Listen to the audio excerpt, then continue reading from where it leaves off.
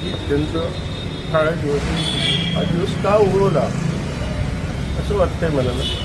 28 जानेवारी का होतात? महाराष्ट्राला असणारा एक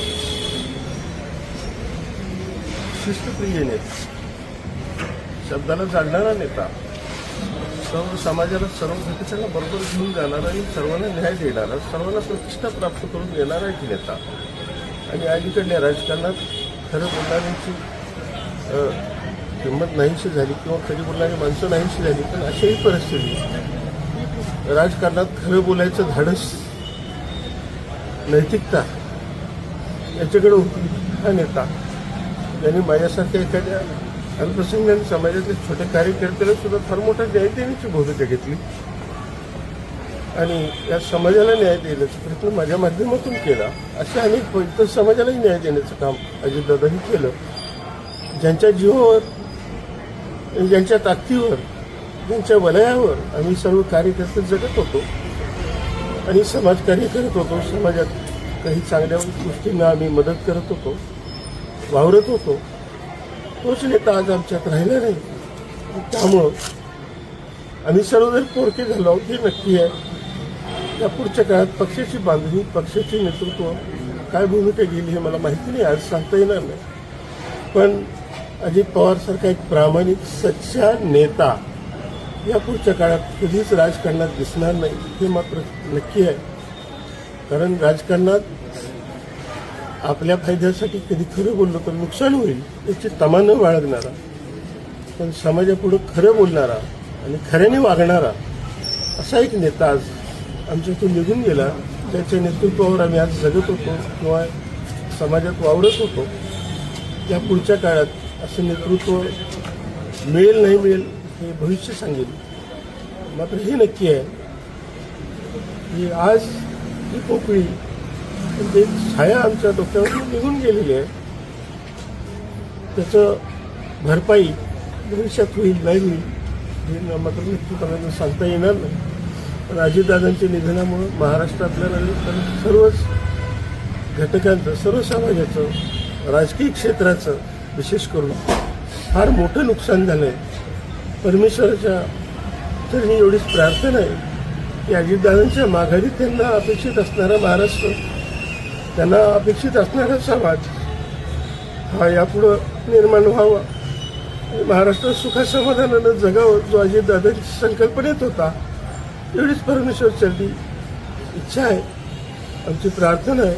अजितदादांना त्यांच्या आत्म्यास परमेश्वर पूर्णपणाने शांती देऊ आणि त्यांच्या माघारी त्यांचे कुटुंबीय आणि राष्ट्रवादी कुटुंबीय या सर्वांना देखील सबुरी आणि इतक्या धीटपणानं येणाऱ्या प्रसंगाला सामोरं देण्याची ताकद आणि शक्ती देऊ हीच या निमित्तानं माझी परमेश्वराकडे प्रार्थना आहे. आता तुम्ही निघणार आहेत त्याच्याबद्दल काय काय? निघाले मी आता बारामतीकडे निघतोय. त्यांची कुटुंबीयही पोचत आहेत थोड्या वेळात. बारामतीचं तर पोचली असेल कदाचित. पोचल्यानंतर मग पुढलं नियोजन त्यांचे कुटुंबीय ठरवतील की पुढचा विधी किंवा काय कुठं किती वाजता कुठं करायचं याचं नियोजन ते करतील आणि त्यानुसार मग आपल्या सर्वांनाही त्या संबंधीची कल्पना देण्यात येईल. दादांचं दुर्दैवी निधन झालेलं आहे. आपल्याला ज्यावेळी बातमी कळली काय पहिली प्रतिक्रिया आहे? खरं म्हणजे अतिशय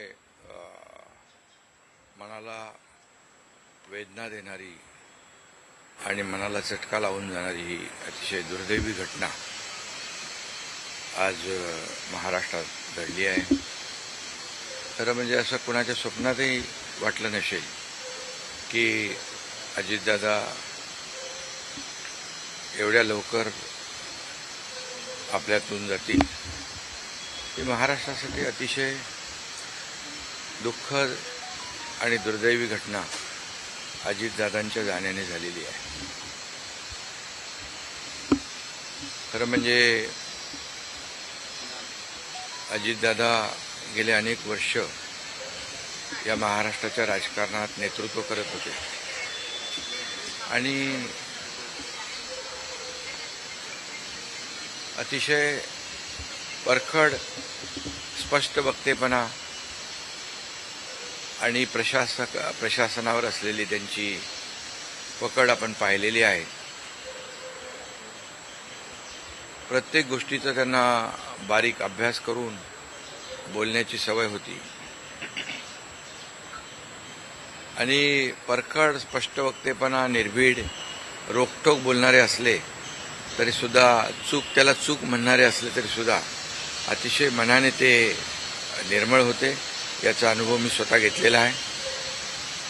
त्यांच्यासोबत मी मंत्रिमंडळात देखील काम केलं. मी मुख्यमंत्री असताना त्यांनी उपमुख्यमंत्री म्हणून देखील काम केलं आणि जेव्हा मुख्यमंत्री मी असताना मुख्यमंत्री माझी लाडकी बहीण योजना किंबहुना इतरही योजना जेव्हा आम्ही सुरू केल्या तेव्हा आर्थिक जे काही घडी आहे किंवा आर्थिक तरतूद जी आहे ती अतिशय उत्तमपणे त्यांनी त्यावेळेस केली आणि याचा अनुभव मला आहे. आणि एकदा करायचं ठरवलं की ते अजितदादा करायचेच.